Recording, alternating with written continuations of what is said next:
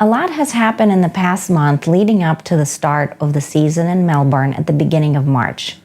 Today we'll catch up with the latest news regarding Mercedes' trick variable compression ratio that we talked about a few weeks ago.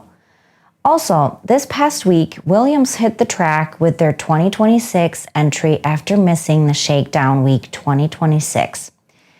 Finally, we'll be taking a dive into why the MGU-H was X'd from the current regulations. So fasten those seatbelts and stay tuned because F1 2026 is just weeks away.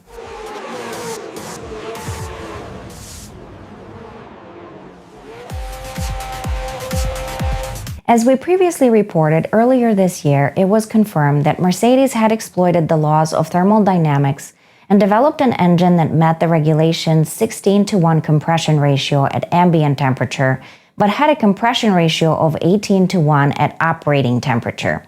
This increased compression ratio was expected to have as much as 15 horsepower advantage compared to engines with static compression ratios. Since we last reported on this developing story, it seems that the FIA may be stepping in to strip Mercedes of this clever and so far technically legal advantage. Reports started coming in earlier this week whereby the teams were to vote on changing the temperature at which the compression ratio was now to be measured at operating temperature instead of ambient temperature. With the Ferrari-powered teams of Ferrari, Haas, and Cadillac, along with Honda-powered Aston Martin being in the favor of the change, while Mercedes-powered teams Mercedes, McLaren, Williams, and Alpine being, unsurprisingly, against the change in regulations. That leaves the fate of Mercedes' trick variable compression engines in the fate of Red Bull and Racing Bulls, who have also been rumored to be using this exploit. While we do not know for certain when the change would go into the effect, I think that the Red Bull teams, if the rumors are true that Red Bull powertrains and Ford have engines with both, with and without the exploit, will vote based on what they believe gives their teams the best advantage, rather than which engine provides the most power. A vote against the rule change puts Red Bull in the mix with Mercedes and McLaren. On the flip side, a vote for the rule change would put Mercedes and McLaren at a disadvantage. Then Red Bull would be pitted against Ferrari, the real dark horse for the 2026 season. I can see Red Bull voting to change the regulations to disadvantage Mercedes and McLaren instead of voting to keep the current regulations, as the lesser evil may very well be Ferrari. Tell me what you think in the comments. Next, we have some news for Williams. As we reported last week, Williams did not take part in the Shakedown Week 2026, much to my disappointment. However, this week, Williams not only unveiled their 2026 livery, which we'll discuss in the future video, but also took their FW48 for 2026 to the track at Silverstone for the first time this season. For our main story this week, we will discuss rise and fall of the MGU-H. In an effort to further develop cutting-edge technologies while car manufacturers were pursuing fuel efficiency with their hybrid technologies, Formula One announced that the 2014 season would feature new engines with several advanced energy recovery systems. This became known as the turbo hybrid era that lasted from 2014 through 2025. While not the first time Formula One implemented energy recovery systems, the 2014 regulations expanded the previous era's CURS systems and introduced the MGU-K and MGU-H. While the MGU-K remains in the current rule set, in 2022, the FIA announced that the MGU-H would no longer be part of the power units starting in 2026. As for what the MGU-H does, simply put, It is an energy recovery and deployment system that is placed between the turbo's induction and exhaust wheels. In energy recovery mode, the MGU-H would use the normally wasted energy in the exhaust through spinning of the turbo shaft that would otherwise be blown out the exhaust. Basically, the turbo shaft would be spinning a generator that would convert the thermal energy of the exhaust into electric energy, which would be stored in the battery.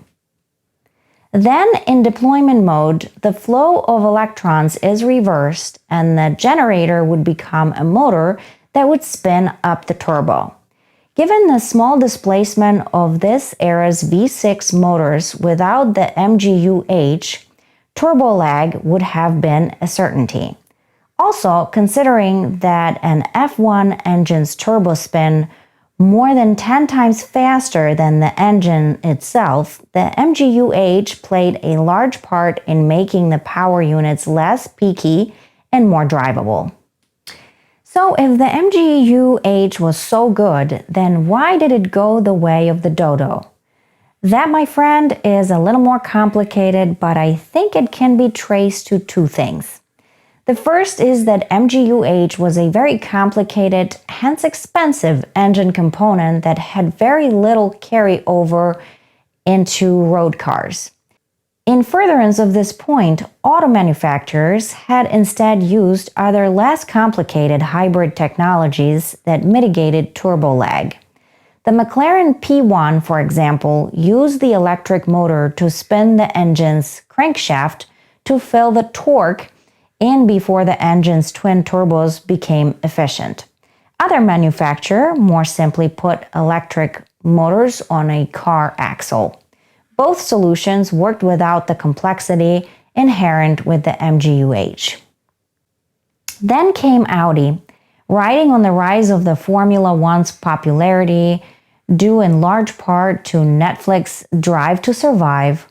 Reports headed that Audi approached the FIA expressing interest in becoming a works team and engine supplier.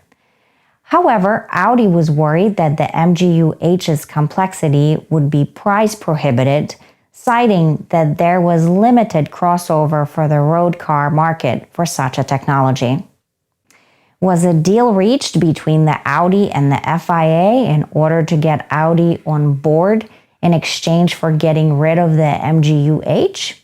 If you ask me, all you have to do is look at August 2022.